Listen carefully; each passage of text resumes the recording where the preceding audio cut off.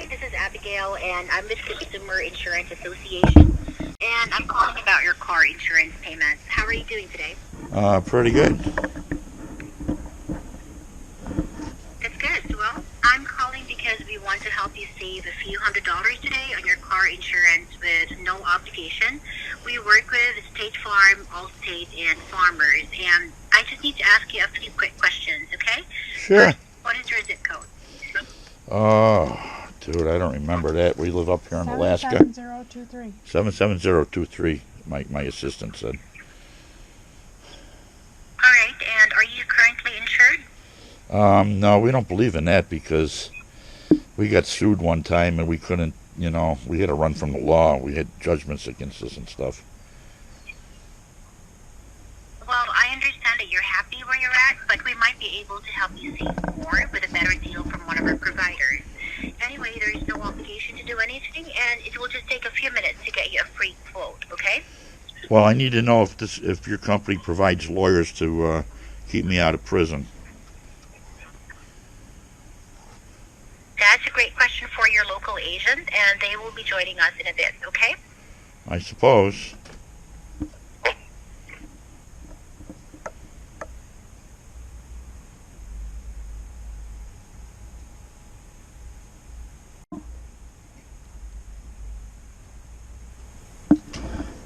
Do you have car insurance right now? No, I told you before. We have so many judgments. I'm on the lam.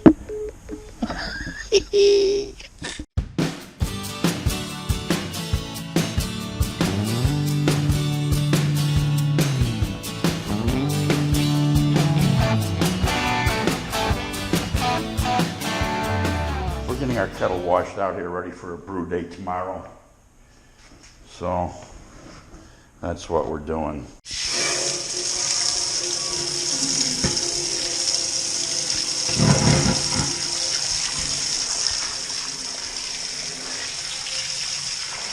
So we use a potable hose here. That's the white. That's made for water. Never use a regular garden hose. You'll get some funny tastes. A white hose, a potable hose, is made for water transfer. So we're going to gather about 9 gallons, 8.5 gallons here to heat up for this brew. We always get a little bit extra for sparge water just in case we need it.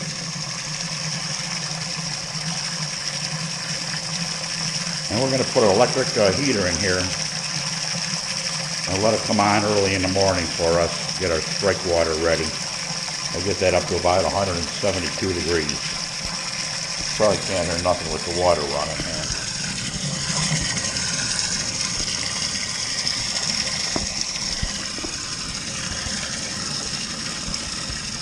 Oh, that's better. If I turn the light on, you can see much better. Like I say, we're going to gather the about 8.5 gallons of water here for the brew in the morning. We'll be doing a blueberry beer. Batch number 105 today. A blueberry bastard, we call it. So we're going to dough in with our strike water. Really hot right here. We're at 172. And you can always cool it down with ice if you need to. Here's the grain we're going to be using today. And as the Old Norse brewery says, you need to fondle your grain before you brew it. So there, the fondling is in. And we'll be doughing in shortly. And here we go.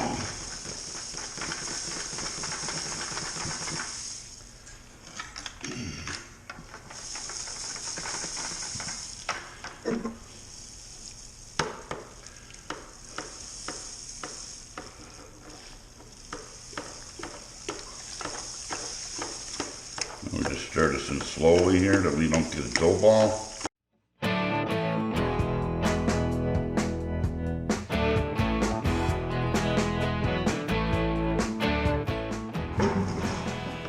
Get a temperature check here.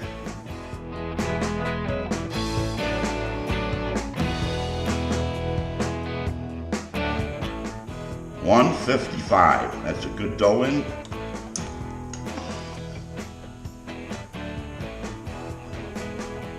155, right where we want to be. We're really good. So give this one more little stir.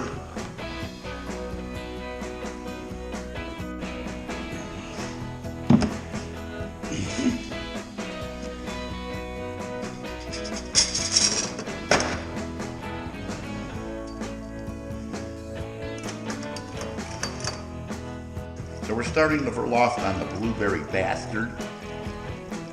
We're just going to do 2 pitchers, and then we're going to get the kettle out on the ground here. And we mashed in here, throw it in at 157.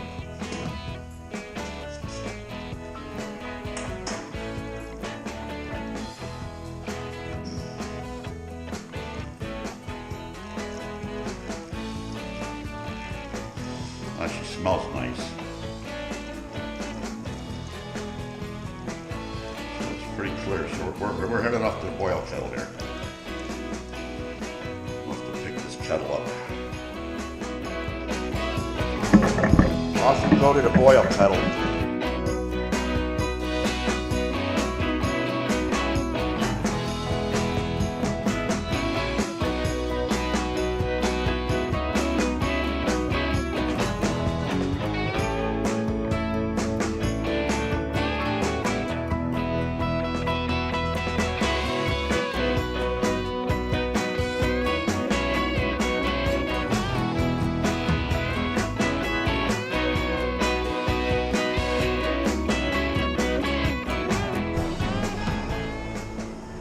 So 2 ounces of Citra is our first addition of hops here.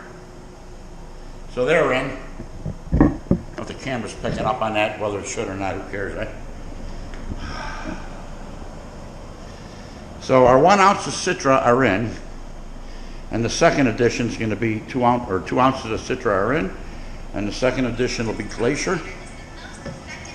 This is the Blueberry Bastard beer. We got the mash tun all cleaned out already. Washed out and cleaned out. First addition of hops are in. I want to set the timer for 45 minutes. Mrs. Stoneyard. I got it, 45 minutes. So usually beer's brewed 3 different ways. You have a single step infusion, which is a lot of what you see around. Just add the mash into water at once, 1 temperature, and get your extract from that. Or a German style, we have almost 2 kettles, and it's a step-up temperature mash. So you start at lower, step it up to a higher. Say production, if you want to put out multiple batches a day, you're probably going to separate a hot liquor tank from your mash tun. You're going to have, instead of a whirlpool kettle pump. All right, our second addition, last 15 minutes here, is 2 ounces of Glacier hops. We'll throw them in, and we'll drain them when I pull them all out together. So they're in. Last 15 minutes, I'm going to get the wort chiller hooked up shortly. But we're going to get our Irish moss in. I always like to use a capful. That's a lot, but we get the Irish moss in, and even at we're going to use Fermate O this time, and we're going to put that right into boil. I don't want to forget about it. So even for the last 15 minutes, it's going to go into boil. It's like dead yeast. It's going to be an energizer. So we're going to get that in now. Oh, maybe a spoonful. Surrey? Hey, Surrey? Set a timer for It sounded like Foster. Hang on, I was doing a Foster Brooks imitation. For 14 minutes. We're down to our last 10 minutes or so. Got the wort chiller hooked up into my hose here. Just got to turn the valve on for the water to come in. I keep it in the bucket there under the sanitizer, and I'll let the water run through the other hose out the garage door. So this time we're going to be doing our own blueberries, and they'll consist of our own blueberries. The wife's going to put them in the blender here. And grind and grind and grind. It's cheaper to do it this way because the puree was like $28 for the 3 pounds. You get 4 pounds of blueberries for, what's the price of the 4 pounds? $8? About $9. There's a big difference. $9 for 4 pounds versus $28 for 3 pounds. The difference is just doing your own and grinding them up. We'll sanitize everything and we'll get them going. We'll probably splatter them all over the wall and make a mess because that's what happens when you do stuff yourself.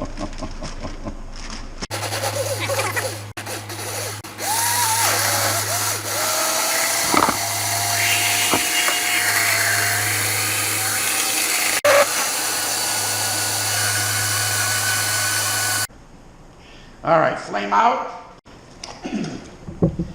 Flame out. I'm gonna get this wort chiller in without getting burnt. Let's see if I can do that.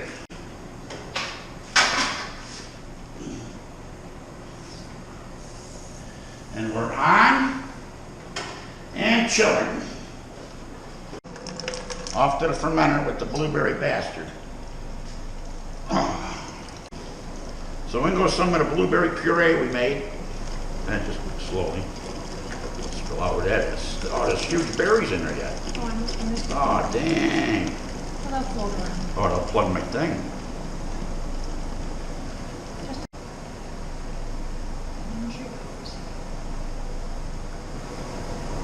Lesson learned. We'll let them thaw out better. Don't rinse, don't rinse. Yeah, we'll thaw.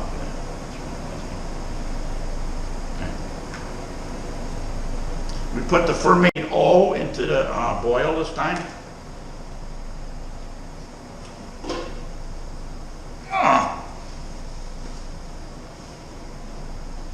So while the wife watches this, we're gonna go clean our pork chiller over here.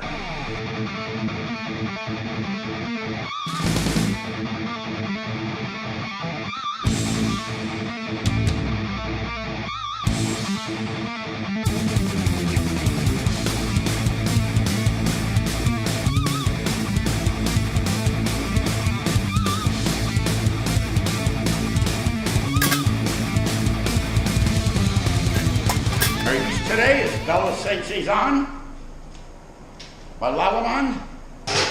We've used it before. They say to rehydrate it, but I don't need to do that. She'll be fine in here all by itself.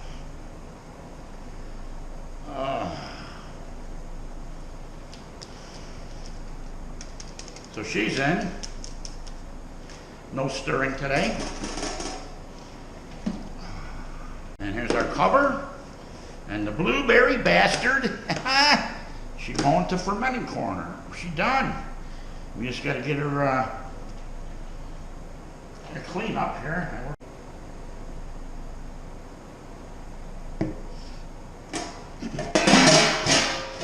We'll keep an eye on that. Make sure she doesn't blow off on us. So we're going to wash our kettle out. We'll show you what we got left in here. Like that. There's our trub. And there's not much of it because I put the stuff in a bag, all the hops. Batch 105 complete. Kettle's clean, mash tun's clean. We're fermenting in the corner there. Sanitizer's put away. Garage floor's been washed down. Yada, yada, yada. We're done. We're gonna go relax, have a cold one. It'll probably be one of my Hefeweizens. So, off we go.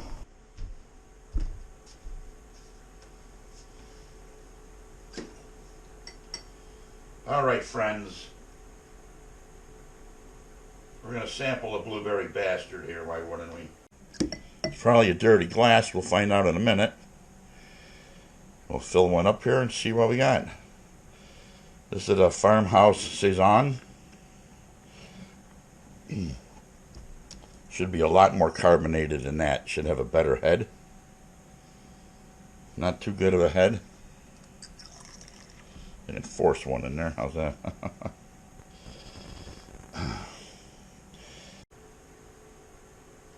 Very small head for a Saison. But I do believe she's totally carbureted. We got a dirty glass. Why wouldn't we? Cheers, friends.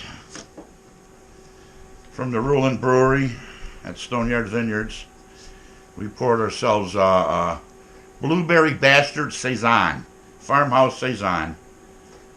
What we call a Saison. She's very very upfront. She finished at 0.06 down from 1060 something. I don't have the sheets in front of me right now, but she was a good one for dang sure.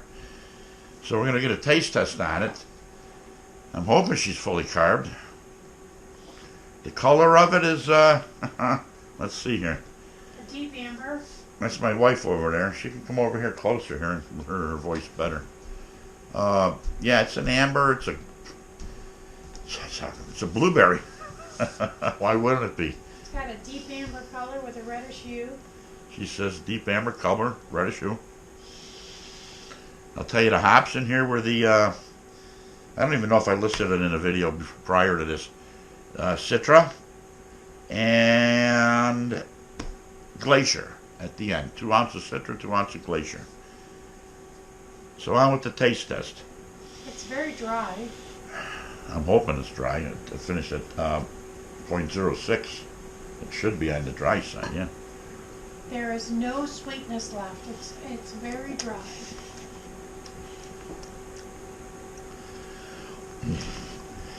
I'm one of the worst taste testers out there anyway, so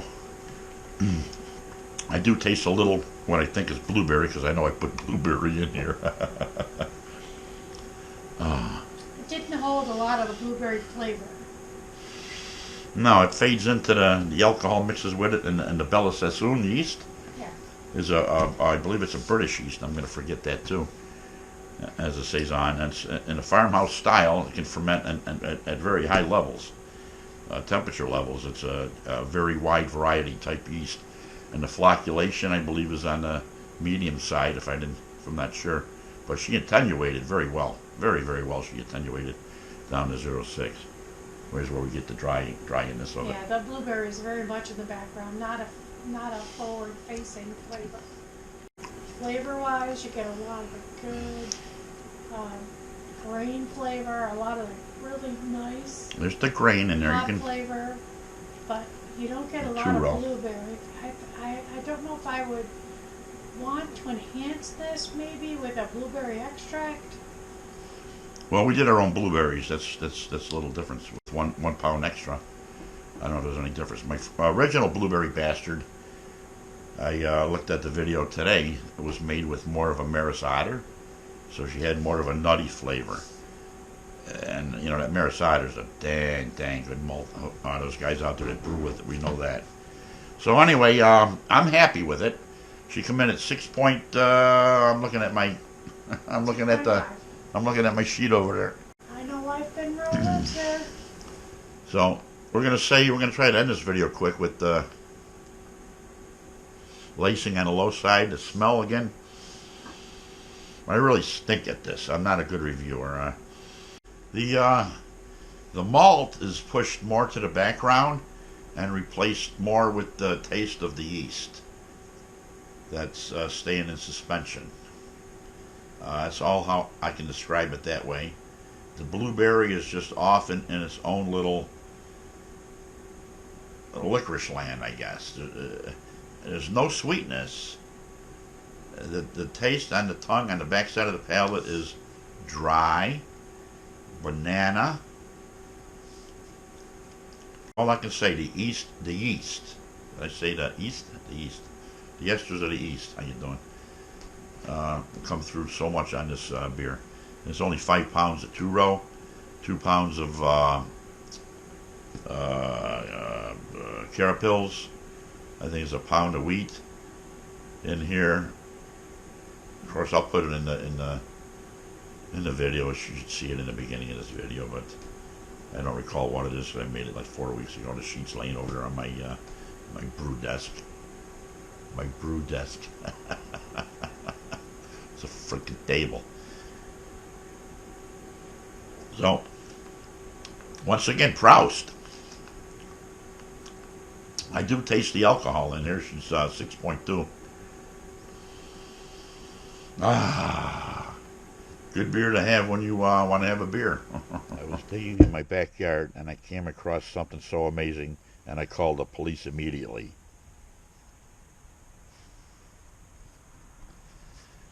Man finds strange object in his backyard, calls the FBI immediately. Man sees strange glowing object in his garden, calls the NSA agency immediately.